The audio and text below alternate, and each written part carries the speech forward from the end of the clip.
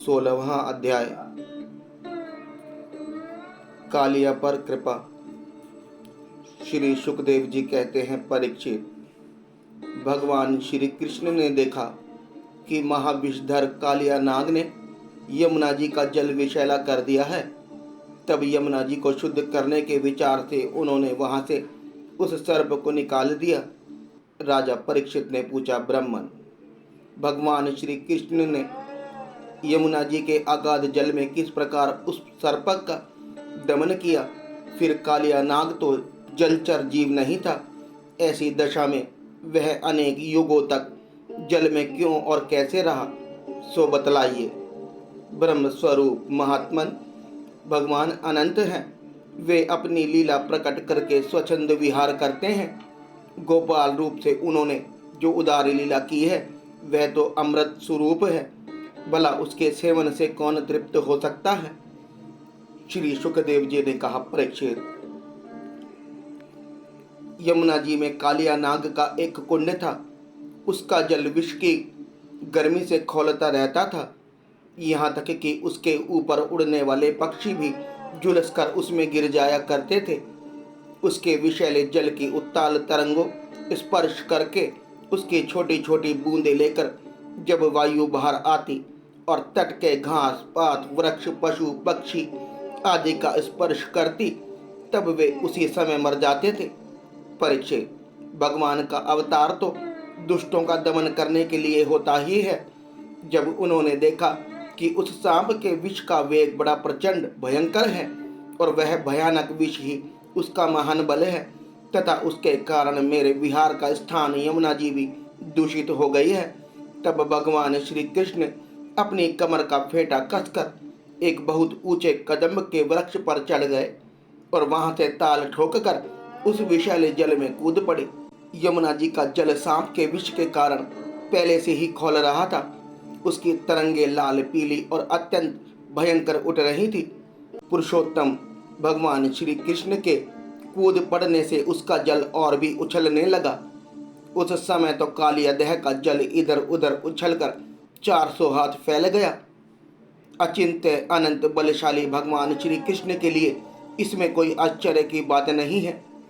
प्रिय परीक्षित, भगवान श्री कृष्ण कालिया हृदय में कूदकर अतुल बलशाली मत वाले गजराज के समान जल उछालने लगे। इस प्रकार जल क्रीड़ा करने पर उनकी भुजाओं की टक्कर से जल में बड़े जोर का शब्द होने लगा। आंख से ही सुनने वाले कालिया नाग ने वह आवाज सुनी और देखा कि मेरे निवास स्थान तिरस्कार कर रहा है। उसे यह सहन न हुआ। वह चिढ़कर भगवान श्री कृष्ण के सामने आ गया। उसने देखा कि सामने एक सांवला सलोना बालक है। वर्षाकालीन मेघ के समान अत्यंत सुकुमार शरीर है। उसमें लगकर उसकी आंखें हटने का नाम ही नहीं लेती। उसके वक्ष स्थल पर एक सुनहली रेखा श्रीवत्स का चिन्ह और वह पीले रंग का वस्त्र धारण किए हुए है। बड़े मधुर एवं मनोहर मुख पर मंद मंद मुस्कान अत्यंत शोभायमान हो रही है।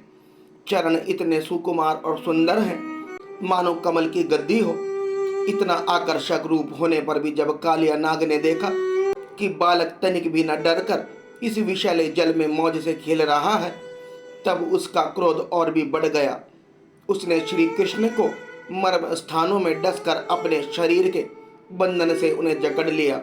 भगवान श्री कृष्ण नागपाश में बंद कर निश्चेष्ट हो गए। यह देखकर उनके प्यारे सखा ग्वाल बाल बहुत ही पीड़ित हुए और उसी समय दुख पश्चाताप और भय से मूर्छित होकर पृथ्वी पर गिर पड़े, क्योंकि उन्होंने अपने शरीर सुहद धन संपत्ति स्त्री पुत्र भोग और कामनाएं सब कुछ भगवान श्री कृष्ण को ही समर्पित कर रखा था। गाय बैल बछिया और बछड़े बड़े दुख से डकारने लगे। श्री कृष्ण की ओर ही उनकी टकटकी बंद रही थी। वे डरकर इस प्रकार खड़े हो गए मानो रो रहे हो। उस समय उनका शरीर हिलता डुलता तक नहीं था। इधर ब्रज में पृथ्वी आकाश और शरीर में बड़े बड़े भयंकर तीनों प्रकार के उत्पात उठ खड़े हुए, जो इस बात की सूचना दे रहे थे कि बहुत ही शीघ्र कोई अशुभ घटना होने वाली है। नंद बाबा आदि गोपों ने पहले तो उन अपशुकनों को देखा और पीछे से यह जाना कि आज श्री कृष्ण बिना बलराम के ही गाय चराने चले गए। वे भय से व्याकुल हो गए। वे भगवान का प्रभाव नहीं जानते थे, इसलिए उन अपशुकनों को देखकर उनके मन में यह बात आई कि आज तो श्री कृष्ण की मृत्यु ही हो गई होगी। वे उसी क्षण दुख और शोक के भय से आतुर हो गए। क्यों ना हो, श्री कृष्ण ही उनके प्राण, मन और सर्वस्व जो थे। प्रिय परीक्षित, व्रज के बालक, वृद्ध और स्त्रियों का स्वभाव गायों जैसा ही वात्सल्यपूर्ण था। वे मन में ऐसी बात आते ही अत्यंत दीन हो गए और अपने प्यारे कन्हैया को देखने की उत्कंठा लालसा से घर द्वार छोड़कर निकल पड़े। बलराम जी स्वयं भगवान के स्वरूप और सर्वशक्तिमान हैं। उन्होंने जब ब्रजवासियों को इतना कातर और इतना आतुर देखा, तब उन्हें हंसी आ गई, परंतु वे कुछ बोले नहीं, चुप ही रहे, क्योंकि वे अपने छोटे भाई श्री कृष्ण का प्रभाव भली भांति जानते थे। व्रजवासी अपने प्यारे श्री कृष्ण को ढूंढने लगे। कोई अधिक कठिनाई ना हुई, क्योंकि मार्ग में उन्हें भगवान के चरण चिन्ह मिलते जाते थे, जो कमल, अंकुश आदि से युक्त होने के कारण उन्हें पहचान होती जाती थी। इस प्रकार वे यमुना तट की ओर जाने लगे। परीक्षित, मार्ग में गौ और दूसरे के चरण चिन्हों के बीच बीच में भगवान के चरण चिन्ह भी दिख पड़ते थे। उनमें कमल, जौ, अंकुश, व्रज और ध्वजा के चिन्ह बहुत ही स्पष्ट थे। उन्हें देखते हुए वे बहुत शीघ्रता से चले। उन्होंने दूर से ही देखा कि कालिया दाह में कालिया नाग के शरीर से बंधे हुए श्री कृष्ण चेष्टाहीन हो रहे हैं। कुंड के किनारे पर ग्वाल बाल अचेत पड़े हुए हैं और गौएं, बैल, बछड़े आदि बड़े आश्चर्य से डकरा रहे हैं। यह सब देखकर वे सब गोप अत्यंत व्याकुल और अंत में मूर्छित हो गए। गोपियों का मन अनंत गुणगान निलय भगवान श्री कृष्ण के प्रेम में रंग रंगा हुआ था। वे तो नित्य निरंतर भगवान के सौहार्द, उनकी मधुर मुस्कान, प्रेम भरी चितवन तथा मीठी वाणी का ही स्मरण करती रहती थी। जब उन्होंने देखा कि हमारे प्रियतम श्याम सुंदर को काले सांप ने जकड़ रखा है, तब तो उनके हृदय में बड़ा ही दुख और बड़ी ही जलन हुई। अपने प्राण वल्लभ, जीवन सर्वस्व के बिना उन्हें तीनों लोक सूने देखने लगे। माता यशोदा तो अपने लाडले लाल के पीछे कालिया देह में कूदने ही जा रही थी, परंतु गोपियों ने उन्हें पकड़ लिया। उनके हृदय में भी वैसी ही पीड़ा थी। उनकी आंखों से भी आंसुओं की झड़ी लगी हुई थी। सबकी आंखें श्री कृष्ण के मुख कमल पर लगी थी, जिनके शरीर में चेतना थी। वे व्रजमोहन श्री कृष्ण की पूतना वध आदि की प्यारी प्यारी ऐश्वर्य लीलाएं कह कहकर यशोदा जी को धीरज बांधने लगी, किंतु अधिकांश तो मुर्दे की तरह पड़ ही गई थी। परीक्षित, नंद बाबा आदि के जीवन प्राण तो श्री कृष्ण ही थे। वे श्री कृष्ण के लिए कालिया देह में घुसने लगे। यह देखकर श्री कृष्ण का प्रभाव जानने वाले भगवान बलराम जी ने किन्हीं को समझा बुझाकर, किन्हीं को बलपूर्वक और किन्हीं को उनके हृदय में प्रेरणा करके रोक दिया। परीक्षित, यह सांप के शरीर से बंध जाना तो श्री कृष्ण की मनुष्य जैसी एक लीला थी। जब उन्होंने देखा कि व्रज के सभी लोग स्त्री और बच्चों के साथ मेरे लिए इस प्रकार अत्यंत दुखी हो रहे हैं और सचमुच मेरे सिवा इनका कोई दूसरा सहारा भी नहीं है, तब वे एक मुहूर्त तक सर्प के बंधन में रहकर बाहर निकल आए। भगवान श्री कृष्ण ने उस समय अपना शरीर फुलाकर खूब मोटा कर लिया। इससे सांप का शरीर टूटने लगा। वह अपना नागपाश छोड़कर अलग खड़ा हो गया और क्रोध से आग बबूला हो अपने फन ऊंचा करके फुफकारे मारने लगा। घात मिलते ही श्री कृष्ण पर चोट करने के लिए वह उनकी ओर टकटकी लगाकर देखने लगा। उस समय उसके नथुनों से विष की फुहारें निकल रही थी। उसकी आंखें स्थिर थी और इतनी लाल लाल हो रही थी मानो भट्टी पर तपाया हुआ खपड़ा हो। उसके मुंह से आग की लपटें निकल रही थी। उस समय कालिया नाग अपनी दूहरी जीभ लपलपाकर अपने होठों के दोनों किनारों को चाट रहा था और अपनी कराल आंखों से विष की ज्वाला उगलता जा रहा था। अपने वाहन गरुड़ के समान भगवान श्री कृष्ण उसके साथ खेलते हुए पैंतरे बदलने लगे और वह सांप भी उन पर चोट करने का दाव देखता हुआ पैंतरा बदलने लगा। इस प्रकार पैंतरा बदलते बदलते उसका बल क्षीण हो गया। तब भगवान श्री कृष्ण ने उसके बड़े बड़े सिरों को तनिक दबा दिया और उछलकर उन पर सवार हो गए। कालिया नाग के मस्तकों पर बहुत सी लाल लाल मणियां थी। उनके स्पर्श से भगवान सुकुमार तलुओं की लालिमा और भी बढ़ गई। नृत्य गान आदि समस्त कलाओं के आदि प्रवर्तक भगवान श्री कृष्ण उसके सिरों पर कलापूर्ण नृत्य करने लगे। भगवान के प्यारे भक्त गंधर्व सिद्ध देवता चारण और देव अंगनाओं ने जब देखा कि भगवान नृत्य करना चाहते हैं, तब वे बड़े प्रेम से मृदंग ढोल नगाड़े आदि बजाते बजाते हुए सुंदर सुंदर गीत गाते हुए पुष्पों की वर्षा करते हुए और अपने को निछावर करते हुए भेंट ले लेकर उसी समय भगवान के पास आ पहुंचे। परीक्षित, कालिया नाग के 101 सिर थे। वह अपने जिस सिर को नहीं झुकाता था उसी को प्रचंड दंडधारी भगवान अपने पैरों की चोट से कुचल डालते। इससे कालिया नाग की जीवन शक्ति क्षीण हो चली। वह मुंह और नथुनों से उल्टी करने लगा। अंत में चक्कर काटते काटते वह बेहोश हो गया। तनिक भी चेत होता तो वह अपनी आंखों से विष उगलने लगता और क्रोध के मारे जोर जोर से फुफकारे मारने लगता। इस प्रकार वह अपने सिरों से जिस सिर को ऊपर उठाता उसी को नाचते हुए भगवान श्री कृष्ण अपने चरणों की ठोकर से झुकाकर रौंद डालते। उस समय पुराण पुरुषोत्तम भगवान श्री कृष्ण के चरणों पर जो खून की बूंदें पड़ती थी, उनसे ऐसा मालूम होता मानो रक्त पुष्पों से उनकी पूजा की जा रही हो। परीक्षित, भगवान के इस अद्भुत तांडव नृत्य से कालिया के फन रूप छत्ते छिन्न भिन्न हो गए। उसका एक एक अंग चूर चूर हो गया और मुंह से खून की उल्टी होने लगी। अब उसे सारे जगत के आदि शिक्षक पुराण पुरुष भगवान नारायण की स्मृति हुई। वह मन ही मन भगवान की शरण में गया। भगवान श्री कृष्ण के उदर में संपूर्ण विश्व है, इसलिए उनके भारी बोझ से कालिया नाग के शरीर की एक एक गांठ ढीली पड़ गई। उनकी एड़ियों की चोट से उसके छत्र के समान फन छिन्न भिन्न हो गए। अपने पति की यह दशा देखकर उसकी पत्नियां भगवान की शरण में आईं। वे अत्यंत आतुर हो रही थे। भय के मारे उनके वस्त्र आभूषण अस्त व्यस्त हो रहे थे और केश की चोटियां भी बिखर रही थी।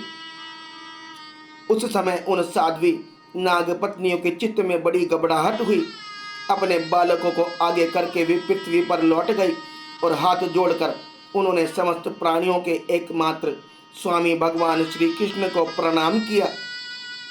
भगवान श्री कृष्ण को शरणागत वत्सल जानकर अपने अपराधी पति को छुड़ाने की इच्छा से उन्होंने उनकी शरण ग्रहण की। नाग पत्नियों ने कहा, प्रभु, आपका यह अवतार ही दुष्टों को दंड देने के लिए हुआ है, इसलिए इस अपराधी को दंड देना सर्वथा उचित है।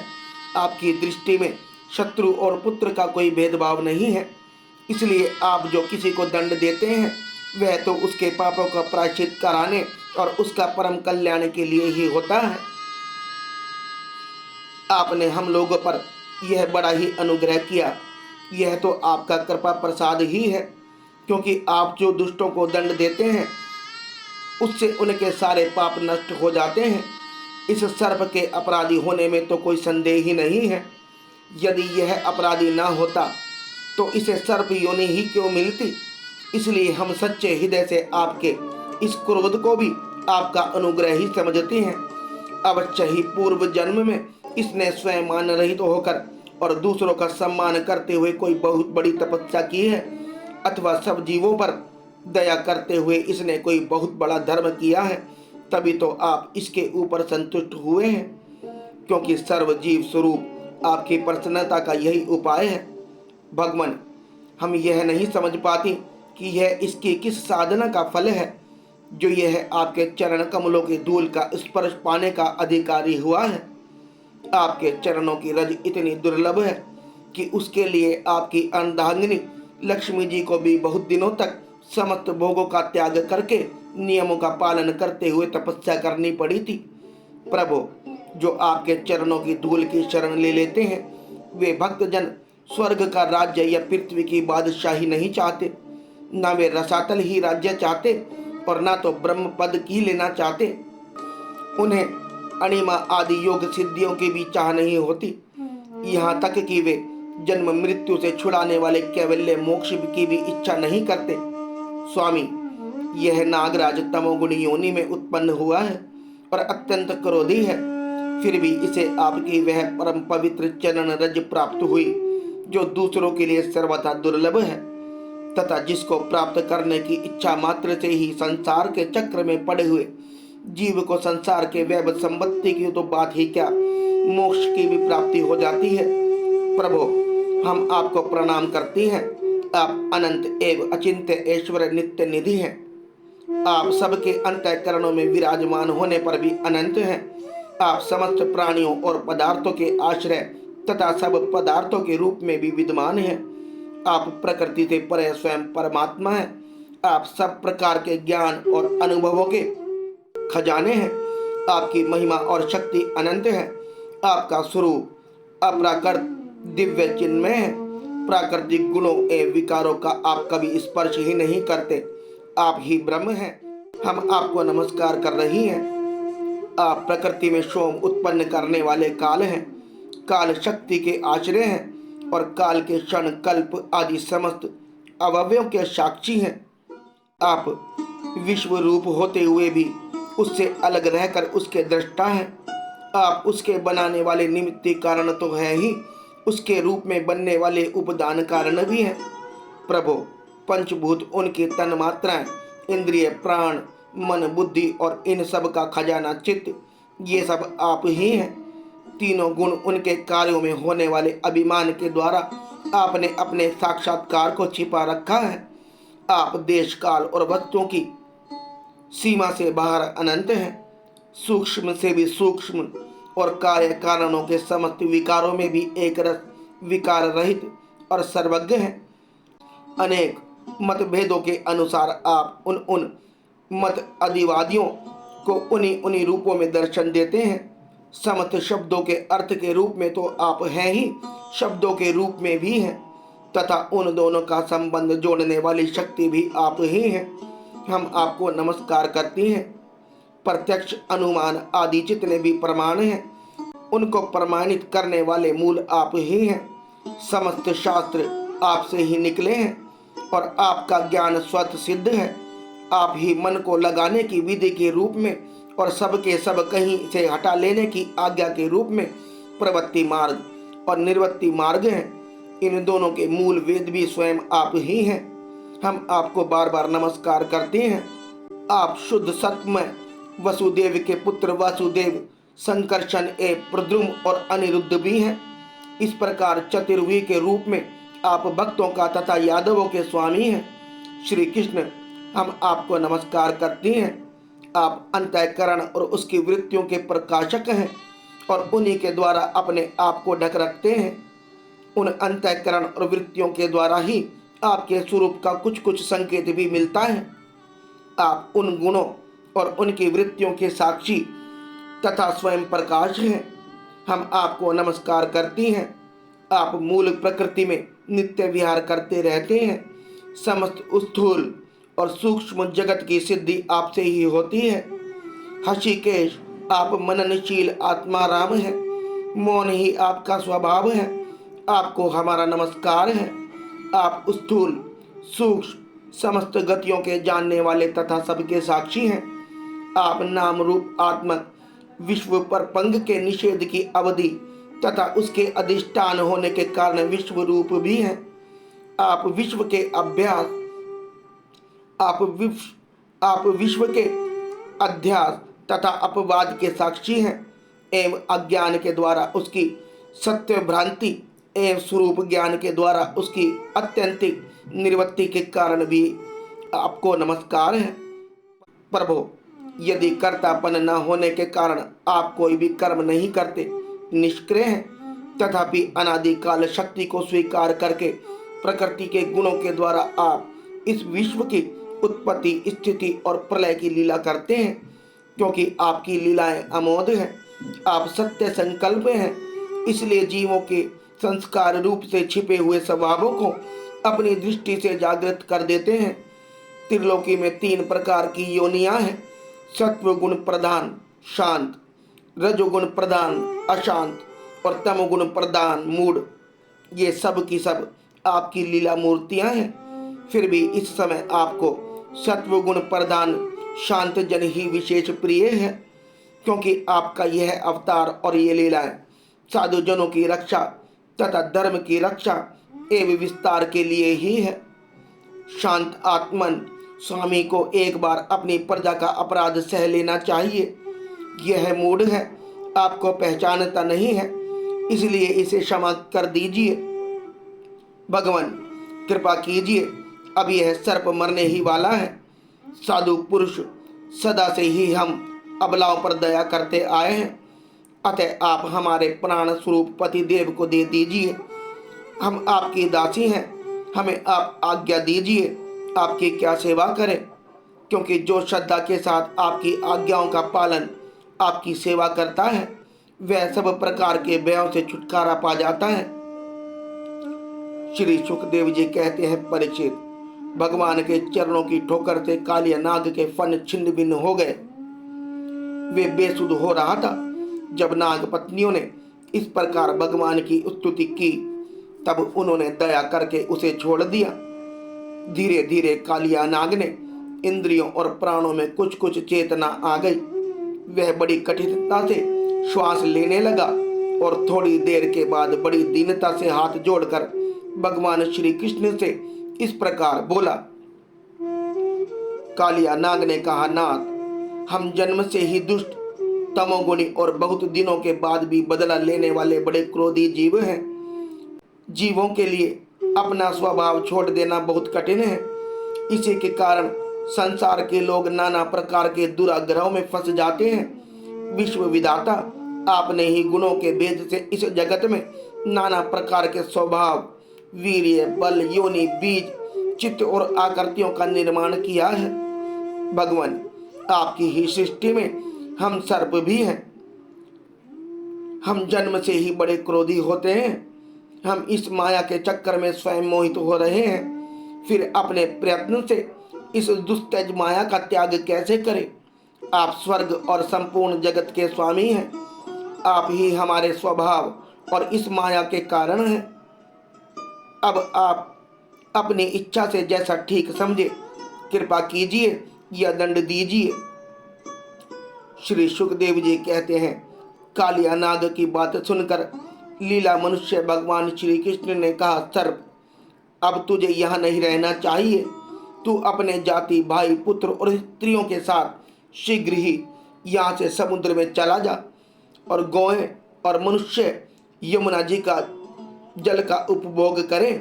जो मनुष्य दोनों समय तुझको दी हुई मेरी इस आज्ञा का स्मरण तथा कीर्तन करे उसे सर्पों से कभी भय ना हो। मैंने इस कालिया देह में क्रीड़ा की है, इसलिए जो पुरुष इसमें स्नान करके जल से देवता और पितरों का तर्पण करेगा वह उपवास करके मेरा स्मरण करता हुआ मेरी पूजा करेगा, वह सब पापों से मुक्त हो जाएगा। मैं जानता हूँ कि तू गरुड़ के भय से रमणक द्वीप छोड़कर इस देह में आ बसा था। अब तेरा शरीर मेरे चरण चिन्हों से अंकित हो गया है, इसलिए जा, अब गरुड़ तुझे खाएंगे नहीं। श्री सुखदेव जी कहते हैं, भगवान श्री कृष्ण की एक एक लीला बड़ी अद्भुत है। उनकी ऐसी आज्ञा पाकर कालिया नाग और उसकी पत्नियों ने आनंद से भरकर बड़े आदर से उनकी पूजा की। उन्होंने दिव्य वस्त्र, पुष्पमाला, मणि, बहुमूल्य आभूषण, दिव्य गंध, चंदन और अति उत्तम कमलों की माला से जगत के स्वामी गरुड़ ध्वज भगवान श्री कृष्ण का पूजन करके उन्हें प्रसन्न किया। इसके बाद बड़े प्रेम और आनंद से उनकी परिक्रमा की, वंदना की और उनसे अनुमति ली। तब अपनी पत्नियों, पुत्रों और बंधु बांधवों के साथ रमणक द्वीप की, जो समुद्र में सर्पों के रहने का एक स्थान है, यात्रा की। लीला मनुष्य भगवान श्री कृष्ण की कृपा से यमुना जी का जल केवल विषहीन ही नहीं बल्कि उसी समय अमृत के समान मधुर हो गया।